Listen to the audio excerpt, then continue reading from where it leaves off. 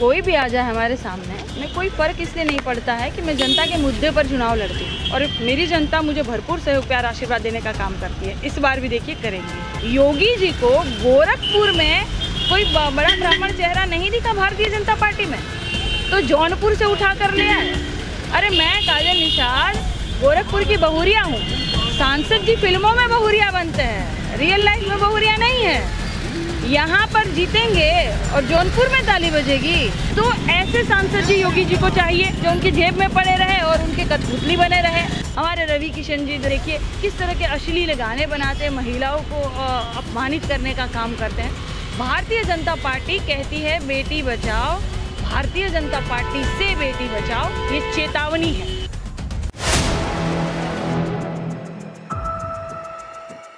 हमारे साथ काजल निषाद जी हैं। काजल निषाद जी, टफ फाइट नहीं लग रही गोरखपुर में? आपको प्रत्याशी बना दिया, रवि किशन है, वहीं से बाबा हैं, सब दिख रहा है, फाइट कैसे दिख रही है? कोई भी आ जाए हमारे सामने, मैं कोई फ़र्क इसलिए नहीं पड़ता है कि मैं जनता के मुद्दे पर चुनाव लड़ती हूँ। मैं जनता के सारे मुद्दों पर चुनाव लड़ती हूँ। मैं जनता के सुख दुख में खड़े होने का काम करती हूँ। मैंने आप देखे होंगे सोशल मीडिया के माध्यम से हर लड़ाई लड़ रही हूँ, चाहे गोरखपुर की हो, चाहे पूरे उत्तर प्रदेश की हो, चाहे कहीं की भी लड़ाई हो।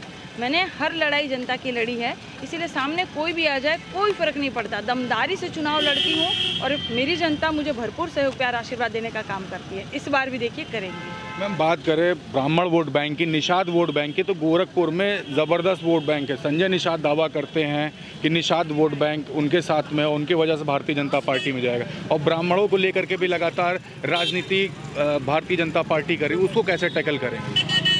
देखिए, रवि किशन जी पहले रवि किशन ही लिखते थे जब वो एक्टर थे।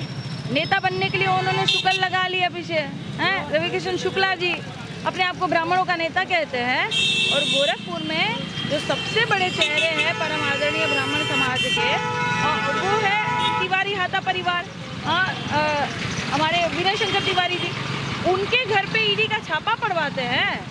शर्म नहीं आती रवि किशन जी को? कैसे ब्राह्मण है भाई? कैसे ऐसे ब्राह्मण हैं जो इस तरह की अश्लील गानों पर डांस करते हैं, अश्लील फिल्में बनाते हैं, और किस तरह के उनके गाने आप देखते हैं, कैसे महिलाओं की इज्जत और सम्मान करने का काम करते हैं? कैसे ब्राह्मण है ये? मुझे बताइए कि योगी जी को गोरखपुर में कोई बड़ा ब्राह्मण चेहरा नहीं दिखा भारतीय जनता पार्टी में, तो जौनपुर से उठा कर ले आए। अरे मैं काजल निषाद गोरखपुर की बहुरिया हूँ। सांसद जी फिल्मों में बहुरिया बनते हैं, रियल लाइफ में बहुरिया नहीं है।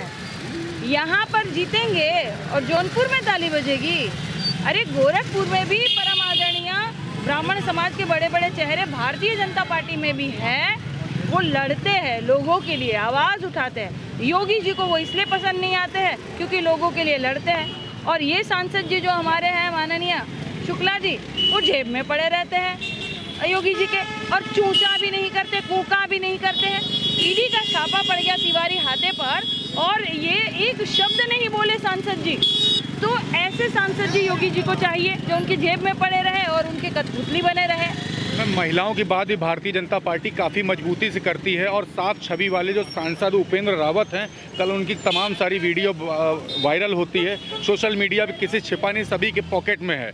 उनको लेकर क्या बोलेंगी कि आप भी महिला हैं? साफ छवि वाले भारतीय जनता पार्टी बोलती है हमारे सारे नेता साफ छवि के। हाँ, बराबर बराबर। तो वायरल किसका वीडियो हो रहा है भाई? और वो एक और थे ना, वो कौन थे जो हमारी जो खिलाड़ी बेटियां थी उनका शोषण कर रहे थे? ब्रजभूषण जी की बात कर रहे हैं। ब्रजभूषण जी, वो भी तो साफ छवि के थे बेचारे, है ना? बेटियां झूठ बोल रही है, महिलाएं झूठ बोल रही है। भारतीय जनता पार्टी जो है वो अपने नेता को बचाने के लिए किसी भी स्तर पर जा सकती है। इनके यहाँ पे वॉशिंग मशीन रखा हुआ है। इन्हें लगता है कि हम किसी भी अपराधी को यहाँ जगह देंगे तो दूध के धुले हो जाएंगे। इन्हें लगता है कि बलात्कारियों को छोड़ देना चाहिए, जैसे बिल्किस बानो के केस में आपने देखा। इन्हें लगता है इन्हें फूल माला पहनानी चाहिए, मिठाई खिलानी चाहिए। इस तरह से बताइए, ये महिलाओं का शोषण करते हैं ये भारतीय जनता पार्टी के नेता। हमारे रवि किशन जी देखिए किस तरह के अश्लील गाने बनाते हैं, महिलाओं को अपमानित करने का काम करते हैं। भारतीय जनता पार्टी कहती है बेटी बचाओ, भारतीय जनता पार्टी से बेटी बचाओ, ये चेतावनी है।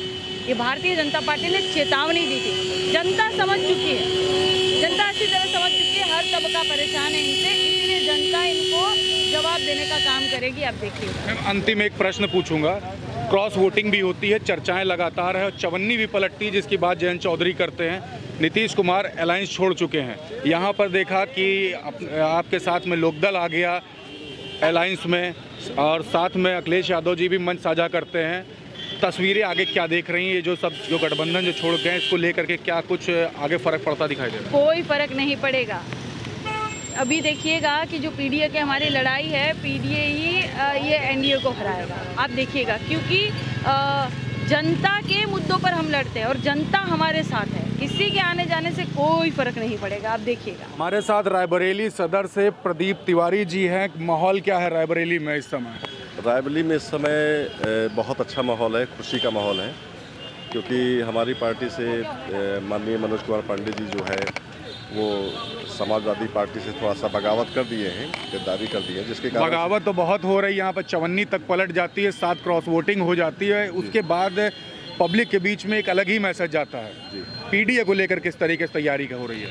पीडीए को लेकर बहुत मजबूत तैयारी है, क्योंकि हमारे यहाँ कांग्रेस से गठबंधन है और बहुत बड़ी जीत हासिल होगी, क्योंकि हमारे यहाँ ऐसी स्थिति है कि बहुत बड़ी संख्या में बैकवर्ड है, पिछला है, अल्पसंख्यक है, और प्रियंका गांधी जी हो सकता है संभवतः प्रत्याशी हो कांग्रेस से हमारे यहाँ पे। तो मुझे ये मानना है कि उनसे अपर कास्ट भी बहुत बहुतायत स्थिति में वोट करेगी, जिसकी वजह से रिकॉर्ड तोड़ वोटों से जीत। पंडित जी, माहौल भाजपा में ब्राह्मणों को लेकर के काफ़ी ज़बरदस्त चलता है और कहती है भाजपा जो है वो ब्राह्मणों और ठाकुरों की सरकार है, तो कैसे इस माहौल को कैसे टैकल कर पाएंगे? देखिए, ऐसा है कि सरकार को ये नहीं कहा सकता कि किसी जात की होती है, सरकार तो सबकी होती है, लेकिन ये देखा जाए तो मैं मानता हूँ कि ब्राह्मणों का सम्मान समाजवादी पार्टी है, पहले भी रहा है, आज भी है और हमेशा रहेगा। लेकिन आप बोल रहे हैं सम्मान यहाँ पर रहा है, लेकिन ये पीडीए की बात करते पिछड़ा, दलित, अल्पसंख्यक, ये मतलब अगड़ा नहीं है? हाँ, नहीं, कहते तो हैं कि पीडीए पिछड़ा, अल्पसंख्यक और अगड़ा की बात तो इसलिए करना पड़ेगा क्योंकि ए से अल्पसंख्यक भी होता है, अगड़ा भी होता है। लेकिन अगले की बात नहीं कर रहे हैं यहाँ पे, तो कहाँ पे नहीं हो रही बताइए? हमारे पीडीए में क्या पिछला, दलित, अल्पसंख्यक, आप ब्राह्मण हैं, अगले की बात कहाँ हो रही है? अगले की बात देखिए, ऐसा है ना कि अभी जब टिकट वितरण होगा हमारे उत्तर प्रदेश में तो 80 लोकसभा है, आप देखिएगा कितने अगले लोगों को टिकट भी मिलता है उसमें। लेकिन 7 लोग जो गए नाराज होकर के वो अगले से ही थे। देखिए, 7 लोग जो गए हैं वो लालच में गए, किसी ना किसी रूप में उनको लालच रहा है, चाहे उनको किसी न किसी बहाने से कहीं तो वो पैकेज क्लियर हुआ? आपके जो राष्ट्रीय अध्यक्ष बोल रहे, कोई पैकेज अभी क्लियर हुआ, कितना मिला? वो पैकेज आज नहीं तो कल क्लियर हो जाएगा, 100% क्लियर हो जाएगा, क्योंकि किसी न किसी लालच में गए हैं, चाहे वो कोई सिक्योरिटी के लालच में चला गया हो, चाहे कोई टिकट की लालच में चला गया हो। और ये बात तो सही है कि पैकेज तो बहुत बड़ा पाए हैं, इसी वजह से ही लोग गए। लेकिन जितने लोग को लालच मिली है, चाहे मैं अपर्णा यादव की बात करूं, चाहे मैं बात करूं ओम प्रकाश राजभर की, ये लोग गए तो, लेकिन मिला अभी तक कुछ भी नहीं है, सभी इंतजार में बैठे हुए हैं। अब ये काम तो बीजेपी का है, बीजेपी को देना चाहिए। अगर लालच में गए हैं तो बीजेपी को देना चाहिए, अगर बीजेपी इनको नहीं दे रही है तो इनके साथ ये मान के चली गई छलावा हुआ है। लेकिन एक बात मानते हैं कि आपके राष्ट्रीय अध्यक्ष के साथ में जो लोग रहते हैं, कहीं ना कहीं विभीषण अभी भी हैं जिनके बारे में राष्ट्रीय अध्यक्ष को नहीं पता है। अब एक विभीषण तो चला ही गया है, लेकिन विभीषण जो जाता है तो आप पता कर लीजिए कि इतिहास में, पुरातन में, रामचरितमानस में भी देख लीजिए, कहीं ना कहीं विभीषण की जो संज्ञा दी गई है, पूरे भारतवर्ष में कोई भी व्यक्ति का नाम कभी विभीषण कोई अपने बच्चे का नहीं रखता है, कोई भी व्यक्ति।